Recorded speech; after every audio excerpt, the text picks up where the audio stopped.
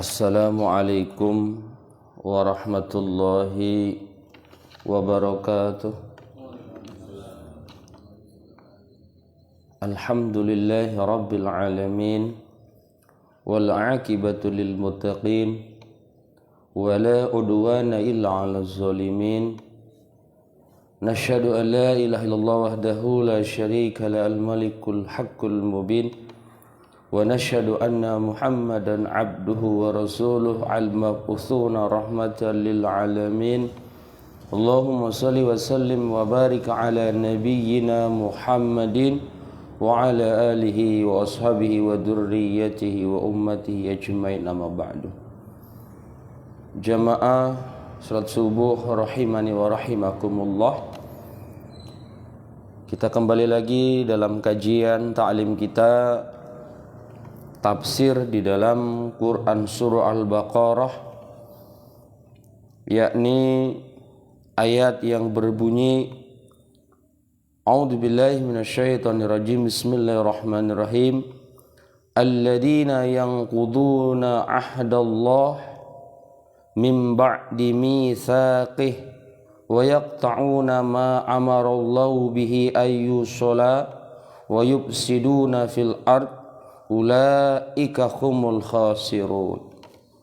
Ayat sebelumnya yaitu yang berbunyi innallaha la yastahyi ay yadhriba mathalam ma ba'udatan fama fawqaha fa ammal ladina amanu faya'lamuna annahu al-haqqu min rabbihim wa ammal ladina kafaru fayaquluna madza aradallahu bihadza mathala yudillu bihi katsiran wa yahdi bihi katsiran wa ma yudillu bihi illal fasiqin.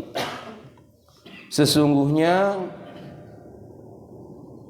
Allah tidak ragu di dalam membuat satu perumpamaan seumpama nyamuk atau di atasnya perumpamaan tersebut yaitu nyamuk. Adapun orang-orang yang beriman, mereka meyakini atau mengetahui itu adalah sebuah kebenaran mir rabbihim, dari Tuhan mereka.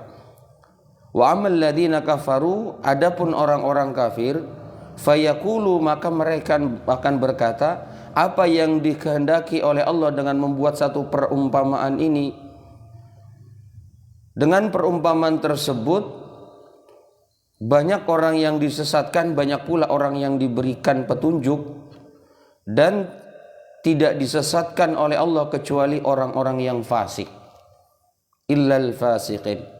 Maka ayat selanjutnya yaitu alladzina yanquduna ahdallah, karena ujung dari ayat sebelumnya berbunyi illal fasiqin, kecuali orang-orang yang fasik, maka ayat berikutnya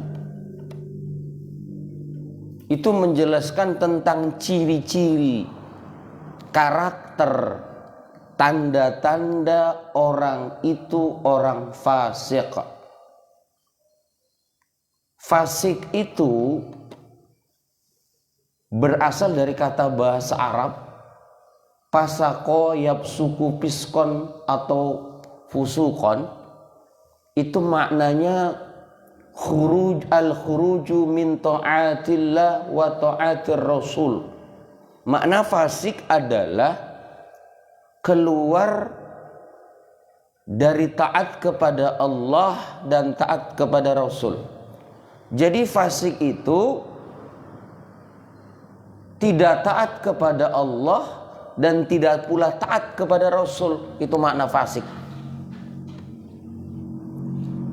Di dalam fikih Imam Syafi'i, orang fasik ini nggak boleh menjadi saksi wali, tidak boleh menjadi saksi di dalam sebuah pernikahan. Contoh, orangnya nggak pernah sholat, maka tidak sah menurut Imam Syafi'i orang itu menjadi saksi di dalam sebuah akad nikah. Bahkan dalam kitab Mabadi adalah kitab fikih yang paling rendah, Orang yang nggak sholat ketika mau menjadi saksi nikah itu diharuskan taubat dulu sebelum menjadi saksi di dalam sebuah pernikahan. Atau misalkan orangnya suka mabuk, ya, suka main judi, orang ini nggak boleh menjadi saksi di dalam akad nikah. Itu menurut Imam Syafi'i. Karena menurut Imam Syafi'i, sebuah akad nikah itu adalah sesuatu yang mulia. Maka hadirnya orang fasik di dalam sebuah akad nikah akan mengurangi kemuliaan akad nikah tersebut. Tetapi beda menurut Imam Abu Hanifah, tidak mengapa sah hukumnya orang fasik itu menjadi saksi di dalam sebuah pernikahan. Karena menurut Imam Abu Hanifah, ya, akad nikah itu cuma iklan, cuma sebagai pengumuman saja. Tetapi dua imam ini sepakat, Imam Abu Hanifah dan Imam Syafi'i, ya, sepakat syarat sah sebuah akad nikah dengan adanya saksi. Jamaah salat subuh yang dimuliakan dan dirahmati oleh Allah Subhanahu wa taala.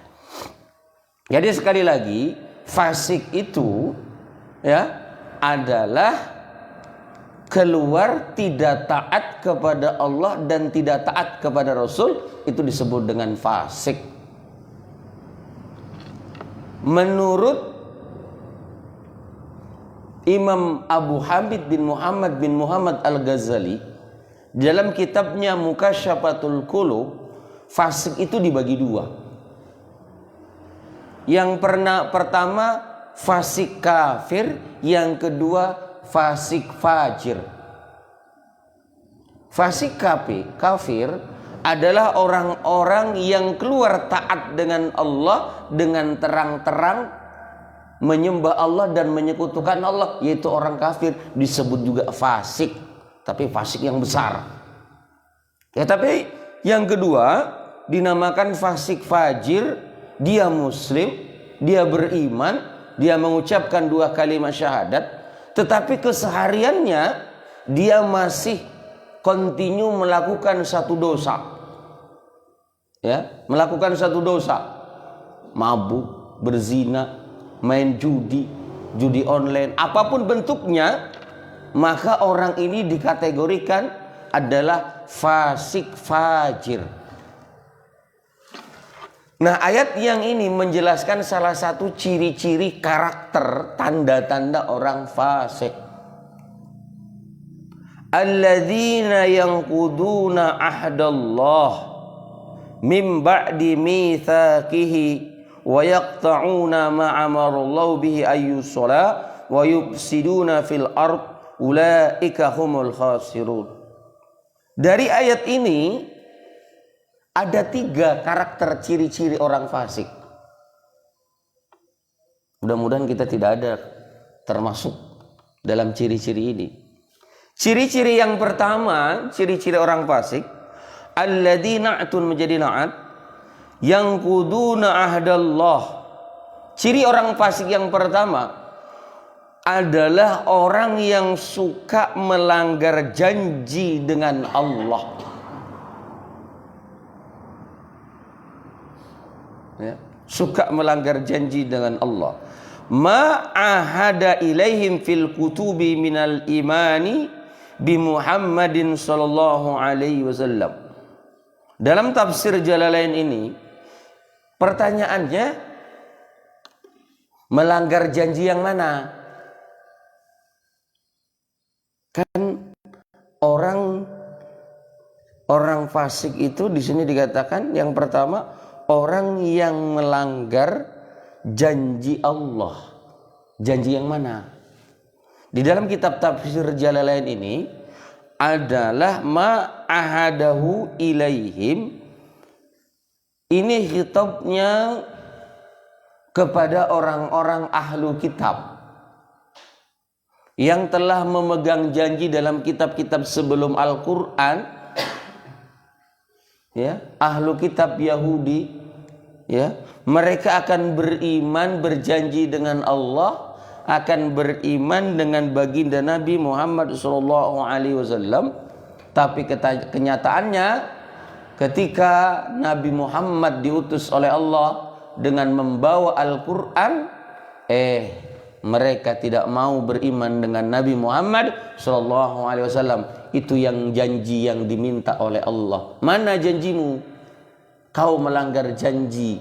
Dulu sebelum Nabi Muhammad diutus, dalam kitab-kitab sebelum Nabi Muhammad, Taurat, Zabur, kalian menyatakan akan beriman dengan Nabi Muhammad SAW. Tetapi ketika Nabi Muhammad turun diutus, kalian ingkar dengan janji itu. Itu satu pendapat. Pendapat yang kedua dalam tafsir Baghawi, janji yang mana? Janji itu di dalam Quran surah Al-A'raf ayat 172, ya.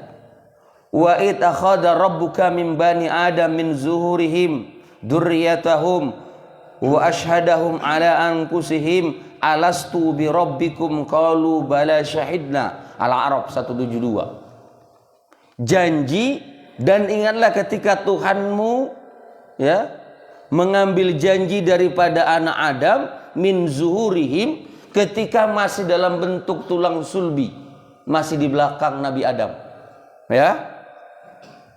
Wa ashhadahum, Allah mengambil saksi ala anfusihim, atas diri-diri mereka, ya. Apa kata Allah? Alastu birabbikum, bukankah aku Tuhanmu?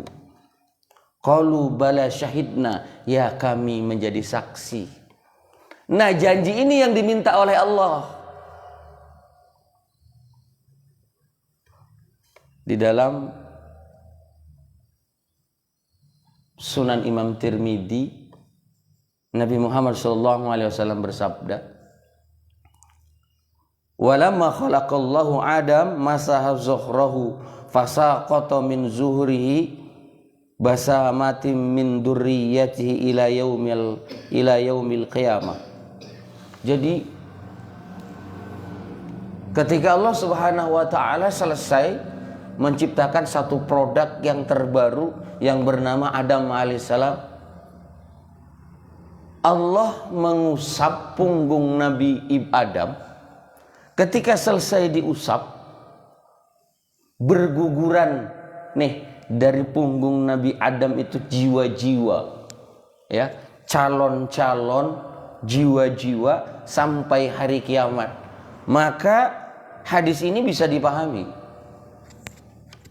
kiamat tidak mungkin tidak akan terjadi sebelum stok manusia yang diusap oleh Allah dari punggung Nabi Adam yang berguguran satu persatu itu habis.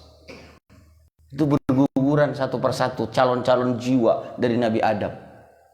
Tsumma aradahum ala Adam, kemudian calon-calon jiwa-jiwa itu, ya, yang berjuta-juta dihadapkan oleh Allah kepada Adam.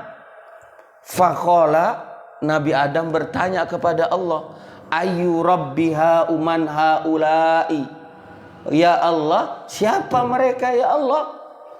Ya, qala, Allah berfirman, haulai dzurriyyatuk, mereka adalah anak-anak keturunanmu.